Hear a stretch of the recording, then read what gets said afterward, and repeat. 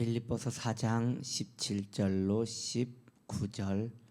내가 선물을 구함이 아니요 오직 너희에게 유익하도록 풍성한 열매를 구함이라. 내게는 모든 것이 있고 또 풍부한지라. 에바브로 디도편에 너희가 준 것을 받음으로 내가 풍족하니 이는 받으실 만한 향기로운 제물이요 하나님을 기쁘시게 한 것이라. 나의 하나님이 그리스도 예수 안에서 영광 가운데 그 풍성한 대로 너희 모든 것을 채우시리라. 너희 모든 쓸 것을 채우시리라. 아멘. 어제에 이어서 세 번째 원리는 빌립보 교인들이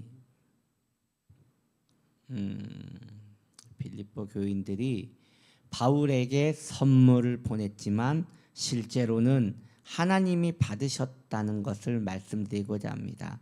세 번째 원리는 빌립보 교인들이 바울에게 선물을 보냈지만 실제로는 하나님이 받으셨다라는 것을 말씀드리고자 합니다. 이것이 18절의 메시지입니다. 18절 메시지. 내게는 모든 것이 있고 또 풍부한지라. 에바브로 디도편에 너희가 준 것을 받음으로 내가 풍족하니 이는 받으실 만한 향기로운 제물이요 하나님을 기쁘시게 한 것이라. 아멘. 무엇보다 영광스럽고 놀라운 사실이 바로 이것입니다. 너희 선물을 나만 받은 것이 아니요 하나님도 향기로운 제물로 받으셨다라는 것입니다. 향기로운 제물로 받으셨다. 하나님은 이스라엘 자손이 제물을 바칠 때 그것을 향기로운 냄새로 받으셨습니다. 이것은 놀라운 묘사입니다. 제물에서 피어오르는 냄새를 하나님이 기쁘게 흠양하셨다는 것입니다. 이것은 이스라엘 백성의 수준에 맞춘 표현으로서 하나님은 그들이 이해할 수 있도록 이렇게 의인화된 표현을 사용하여 그들의 제물을 얼마나 기뻐하셨는지 알려주신 것입니다. 여러분, 우리는 꽃향기가 좋다는 사실을 모두 알지 않습니까? 꽃향기 정말 좋지요. 그런데 빌립보 교인들이 바울에게 보낸 선물이 하나님께는 그런 꽃향기 같이 향기로 올려졌다고 말씀하고 있는 것입니다. 바울은 그들이 개인적으로 보내준 특별한 선물에서 좋은 향기가 났다고 말하고 있습니다.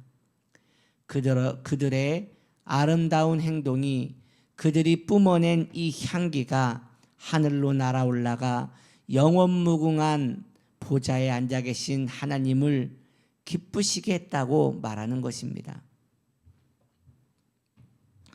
선물을 주고받은 상황과 관련된 최고의 원리가 바로 이것입니다. 주님은 두 렙돈 곧 한 고드란트를 바친 여자의 이야기를 하시면서 단번에 이 원리를 정립하십니다. 여자가 헌금함에 동전 2개를 넣는 장면을 주목하는 사람은 거의 없었고 그 일을 아는 사람도 거의 없었습니다. 부자들은 엄청난 헌금을 바쳤습니다. 그러나 여자는 자신의 전 재산을 바쳤습니다. 그 작은 행동이 하늘로 올라갔고 하나님이 그것을 보내신 것입니다. 그리스도인의 나눔도 마찬가지입니다. 우리가 단체를 통하여 섬기든 혹은 다른 그리스도인을 개인적으로 돕든 그리스도를 사랑하는 마음으로 무언가를 베풀었을 때에 본인은 그저 그 상대방을 도왔다고 생각하고 넘어갈 수 있을 것입니다. 그러나 그 일은 단순히 그 차원에 머물지 않습니다. 하나님이 그 모습을 친히 주목하셨고 그리고 그를 축복해 주시는 것입니다. 사도의 말을 우리가 잘 살펴보니 이제 교회가 어떤 식으로 일을 해야 하는지 보이지 않습니까? 그렇습니다. 이제 교회는 선한 일을 할 때 하나님을 의식하며 해야 하는 것입니다. 교회는 구제를 하든 선을 내가든 그 무엇을 하든 간에 이게 주님께 향기 되기를 원한다는 마음으로 헌신을 해야 하는 것입니다.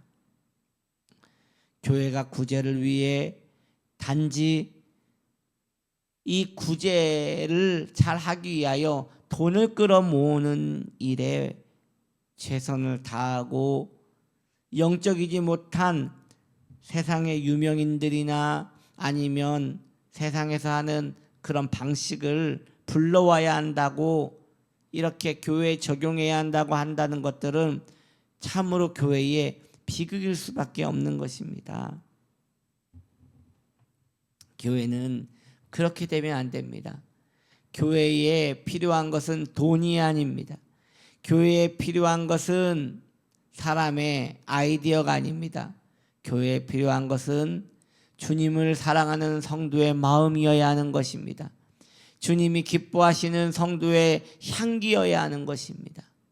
여러분 기억하십시오. 큰 부자가 많은 돈을 하나님께 드린 것보다 2고드란트 랩돈을 바친 그 가난한 과부가 하나님께 드린 그 액수, 그것이 하나님께 큰 기쁨이 되었다고 한다는 것은 교회가 얼마나 큰 일을 해야 하는가, 교회가 얼마나 위대한 일을 해야 하는가, 교회가 얼마나 선한 일을 해야 하는가, 이러한 것들은 중요하지 않다는 것입니다.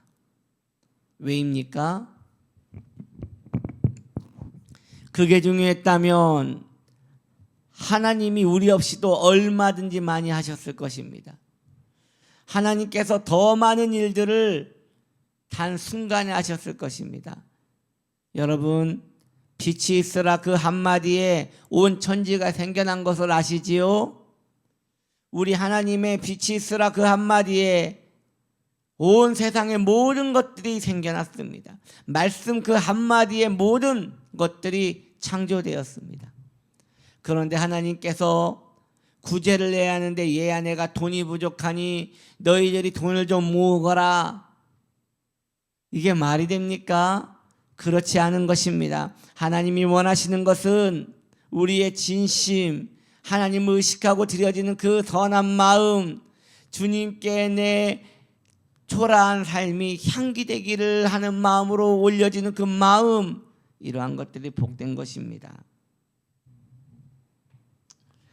신약 성경은 우리가 누군가에게 주고 혹은 누군가에게 도움을 받는 모든 일에 하나님 앞에서 그의 목전에서 하라고 가르치고 있는 것입니다. 우리가 주고받는 그 모든 일을 하나님이 보신다고 성경은 가르치고 있는 것입니다. 그 모든 일을 향기로운 냄새로 받으신다고 성경은 가르치고 있으니 이 얼마나 영광스럽고 고마운 일인 것입니까? 반대로 이 사실에 무지하여 자신의 명예와 자신의 의와 우리가 이걸 했지라는 그런 알량한 자부심을 느끼기 위하여 선을 행한다면 이것이야말로 교회의 비극이요 그 영혼의 비극일 수밖에 없는 것 아니겠습니까? 그러므로 선한 삶을 사십시오. 베푸십시오. 누군가에게 먹을 것을 주고 물질을 제공하십시오. 왜 해야 합니까? 우리가 성도이기 때문에 하는 것입니다. 그리고 하나님이 그것을 기뻐하시기 때문에 하는 것입니다. 이미 우리는 하나님의 제단에 드려진 하나님의 종들입니다. 주님이 기뻐하시는 그 삶을 살아가는 우리가 되기를 소망합니다. 아멘. 오늘은 여기까지 하겠습니다. 내일 이어서 계속 말씀드립니다. 기도합니다. 하나님, 우리가 주님의 기쁨, 주님의 향기, 주님이 받으실 만한 복된 재물 되게 하시옵소서. 예수님의 이름으로 기도드립니다. 아멘.